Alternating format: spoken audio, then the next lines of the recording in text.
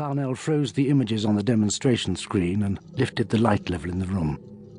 He looked at the confident man in the crude suit of rough homespun which proclaimed his wealth and aristocratic background, and he sighed inwardly. He would have preferred one of the others, one of the less obviously stupid. He would get as much intellectual rigor from one of the dozen or so humanoid machines which waited unmoving and unnoticed to fetch and carry for this secret gathering. He made a mental note to ensure the robots were sent for routine service. He didn't want any of this accidentally retained and accessed. "I don't believe it. I'm sorry," the young man repeated. "You've never been sorry in your life, you inbred half-wit," Carnell thought, and said, "Perhaps you could be more specific, First Master Rhodeson? It could not have happened like that. It was a statement of fact, or rather, it was a statement of opinion by a man who was too privileged to have to tell the difference." Carnell knew it was pointless to challenge such a person, especially in present company, but already he was bored. This could have been a mildly interesting game if it weren't for these small-minded fools and their limited desires. Where were the decadent, power-mad psychotics when you needed them? Raising one eyebrow slightly, he smiled a small smile. "All evidence to the contrary," he suggested. He paused just long enough, then went on. "It seems you have some intelligence which has obviously been denied to me." Several of the representatives of the other founding families and some of the rising stars of the business cartels sniggered openly. The young aristocrat was not fazed.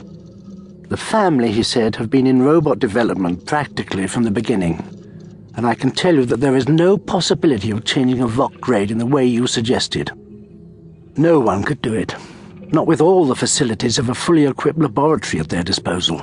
And certainly not on a moving storm mine using nothing more elaborate than a standard laserson probe." Carnell noted the casual reference to the tool which had been used on the subsistence of the robot brains. It was information so closely restricted that almost no one should have known about it. Certainly this man, a junior member of one of the 20 families, should not have been privy to it.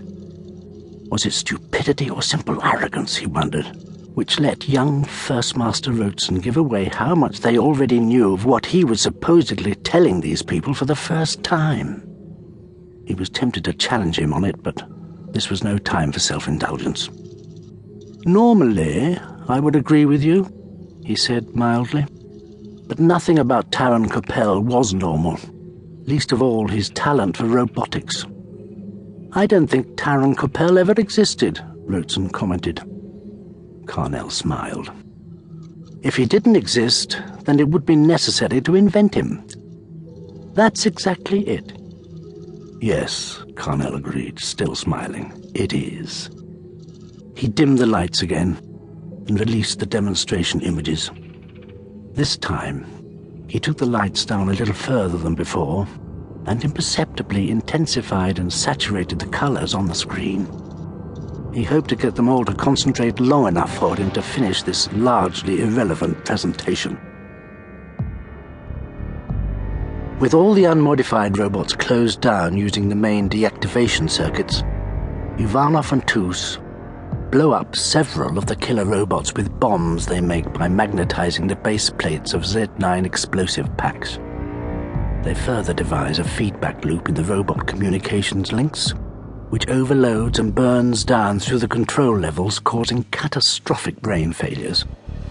And then, by altering voice recognition systems, they manage to turn his hellish creations back on Taron Capel himself.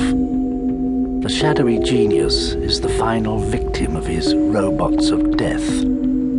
By the time the rescuers reach Storm Mine 4, it is all over. The survivors, Captain Ivanov, Pilot Tus, and the severely disabled Chief Mover Poole are brought back to civilization. The mine is abandoned, and it sinks into the desert, taking with it the evidence of what happened. A cover story is devised, or perhaps it is just speculated, and because it is what everyone wants to believe, it quickly becomes what everyone knows to be the truth.